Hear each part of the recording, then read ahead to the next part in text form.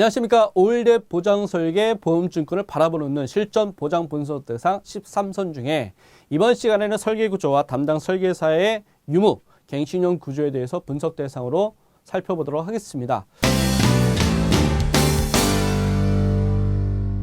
그 중에서도 설계구조에 대한 내용이 좀 많이 있을 것 같고요. 중요할 것 같은데요. 설계구조라 하면 생명보험에서 종신보험을 예를 들면 주기약구조와 특약구조가 결합돼서 우리 설계를 보통 하게 되죠. 이것 자체가 설계구조라고 생각하시면 되고요. 손해보험에서는 보장보험료와 적립보험료로 분리 형태로 이렇게 가입 설계를 할 수가 있습니다. 자, 이런 설계구조가 어떻게 되어 있느냐에 따라서 중요한 문제가 생길 수가 있는데요. 그 첫 번째 포인트가 뭐냐면 미래 시점에 의료비 재원을 어떻게 감당할 것이냐라고 하는 부분이 남게 되는 거죠.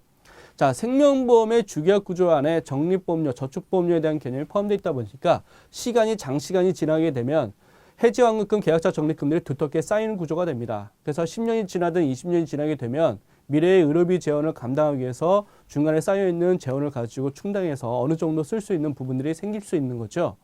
근데 손해보험의 설계 구조를 보면 실제 기가입증권 형태로 봤을 때 보장보험료는 잘 돼 있는데 적립보험료가 과소 설계가 돼 있거나 아예 없는 경우가 있습니다. 자, 적립보험료가 의미가 없다고 한다면 굳이 보험회사가 만들어 놓을 이유가 있을까요? 그건 아니라는 거죠.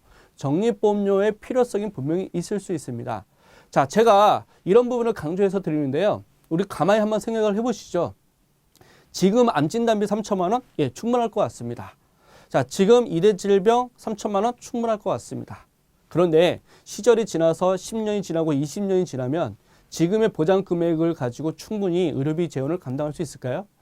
점점 고령사회가 진행이 되면서 개개인마다 앞으로 지출해야 될 의료비의 총량은 늘어날 것입니다. 나이가 들어서 보험을 신규 가입하거나 증액하겠다? 결코 쉽지 않습니다. 첫 번째 이유는요. 소득 사이클이 무너져서 보험료 낼 돈이 없을 수도 있습니다. 두 번째는요. 과거의 병력으로 인해서 보험을 가입하고 싶어도 또 보험회사가 받고 싶어도 신체 조건이 안 돼서 가입하지 못하는, 증액하지 못하는 상황들이 발생할 수 있습니다. 따라서 지금 설계하는 설계 구조 안에서 미래의 의료비 재원까지 어떻게 감당할 거냐, 어떻게 준비해 줄 것이냐가 들어가 있어야 되는데요. 생명보험의 주기약 구조에는 저축보험료 개념이 포함되어 있다 보니까 시간이 흐르면 흐를수록 두텁게 쌓이는 구조를 가져가게 됩니다. 그래서 나중에 의료비 부족 상황들이 발생이 되면 중도 인출 같은 기능을 통해서 의료비 재원을 일정 부분 충당하고 활용할 수 있다는 것이죠. 그런데 만약 손해보험에 적립보험료가 빠져있는 기가입증권을 만났다. 현재로서는 각종 특약과 보장 담보를 통해서 보장이 원활하게 진행될 수 있고 준비가 될 수 있지만 나중에 나이가 들었을 때에 쌓여있는 것이 없다 보니 그것을 활용해서 의료비 재원의 부족한 부분을 활용하기가 쉽지가 않다는 것이죠. 따라서 손해보험에서도 미래 의료비 재원의 감당 부분까지 고려한다면 적립보험료를 최대한 많이 설계해 주는 것이 좋다라는 것을 제안해 드리고 싶습니다. 그랬더니 많은 분들이 이렇게 문제 제기할 수가 있죠. 나중에 쓸 수 있는 그런 재원들이 화폐 가치를 따지게 되면 큰 돈이 못 된다. 의미가 없다. 이렇게 주장하실 수도 있습니다. 자, 그렇다고 한다면 제가 역으로 한번 질문을 드려볼게요. 그거보다 더 나은 대안이 있습니까? 지금처럼 저금리 시절이 된 상황에서 고금리 상품으로 장기적인 어떤 저축을 끌어가면서 목돈을 만들 수 있을까요? 그렇지 않다는 것입니다. 지금은 장기 저축, 강제 저축이라고 하는 시스템을 통해서 목돈을 형성해야 될 필요가 있는 거죠. 그에 최적화되어 있는 금융상품이 보험상품이라는 것입니다. 따라서 가급적 생명보험의 주기약 구조를 최소한 1억 이상 설계해주는 노력들이 필요할 것 같고요. 손해보험에서 적립보험료를 최대한 넣어주는 그런 노력들이 필요할 거라는 생각이 듭니다.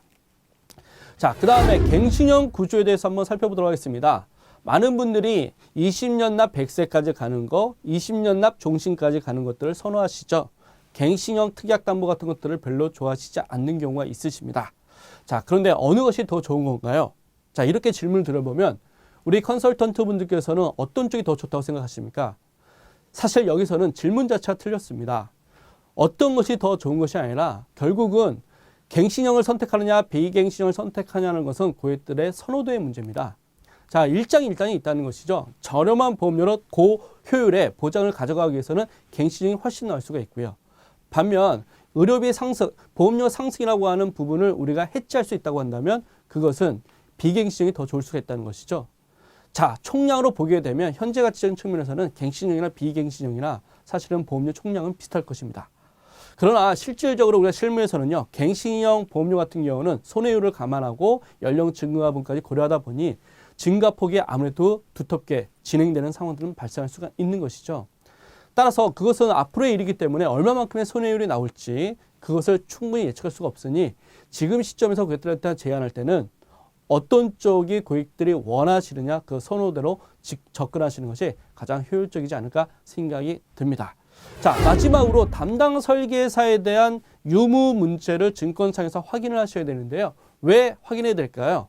별로 중요하지 않은 요소인 것 같지만 담당 설계사가 잘 관리하고 있으면 실제 아무리 좋은 의도 가지고 컨설턴트 분들께서 보험증권 분석과 리모델링을 시도하신다 하더라도 만만치 않은 저항에 부딪힐 수가 있습니다. 그런데 공교롭게도 대한민국의 많은 보험 기가입자 중에 담당 설계사, 최초의 담당 설계사가 없는 고아 계약건이 많아요. 그런 고아 계약건은 이런 증권의 내용들이 방치돼서 관리되고 있는 상황들이 있을 수 있습니다.